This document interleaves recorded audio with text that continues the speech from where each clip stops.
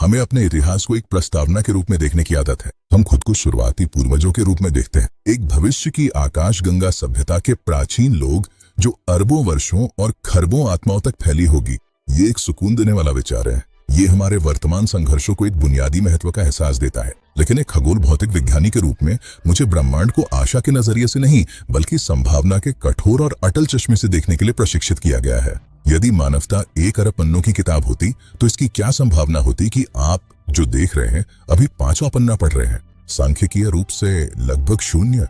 अब हम अपना ध्यान केंद्रित करते हैं प्रलय के तर्क पर। भाग 1, कोपरनिकन जाल। ये कोपरनिकन सिद्धांत है, निकोलस कोपरनिकस के नाम पर रखा गया, जिन्होंने महसूस किया कि पृथ्वी ब्रह्मांड का केंद्र नहीं थी। ये एक मौलिक सत्य बताता है, आप खास में ही है।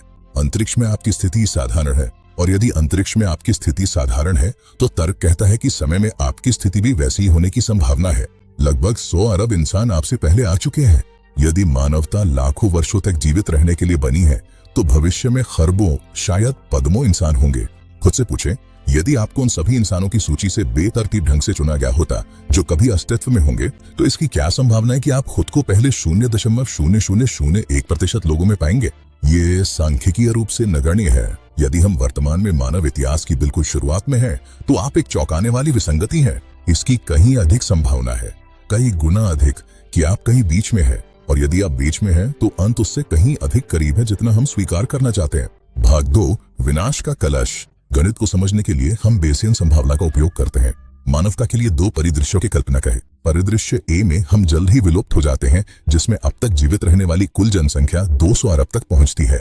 परिदृश्य बी में हम एक बहुग्रहीय प्रजाति बन जाते हैं, जिसमें कुल 200 खरब जीवन होते हैं।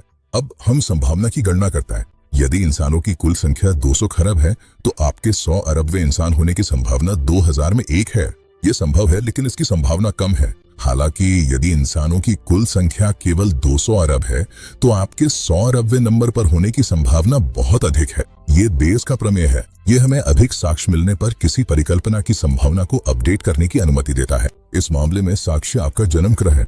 तथ्य ये है कि आप अभी मानव विकास के इस विशिष्ट बिंदु पर मौजूद हैं।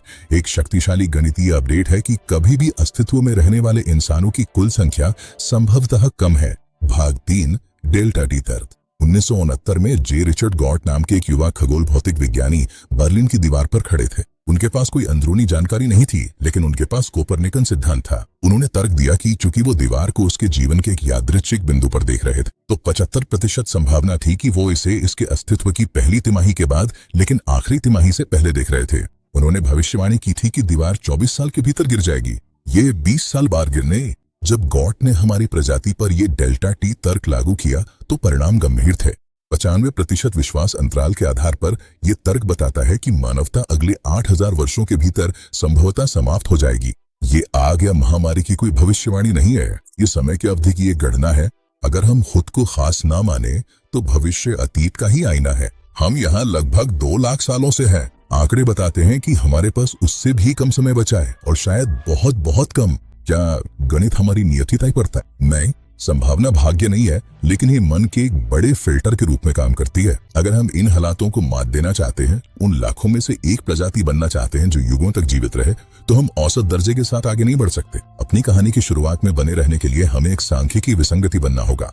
हमें एक ग्रहीय प्रजाति से गैलेक्टिक प्रजाति बनना होगा, बेसियन जाल को तोड़ते हुए। क्योंकि अभी आंकड़े बिल्कुल साफ है।